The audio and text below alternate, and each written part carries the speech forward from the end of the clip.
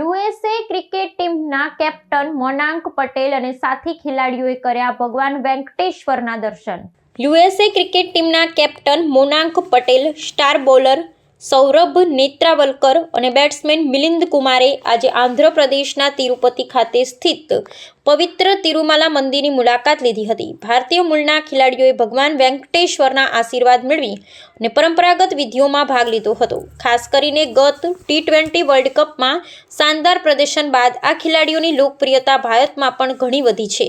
ત્યારે મંદિર પરિસરમાં તેમને જોવા માટે ચાહકોની ભીડ ઉમટી પડી હતી। દર્શનાર્થે આવેલા ખેલાડીઓએ તિરુમાલા તિરુપતિ દેવસ્થાનમના નિયમો મુજબ પરંપરાગત વસ્ત્રો ધારણ કર્યા હતા। દર્શન બાદ મીડિયા સાથે વાત કરતા કેપ્ટન મોનાંક પટેલે જણાવ્યું હતું કે આ પવિત્ર સ્થાન પર આવીને તેમને અપાર શાંતિ અને નવી ઉર્જાનો અનુભવ થયો છે।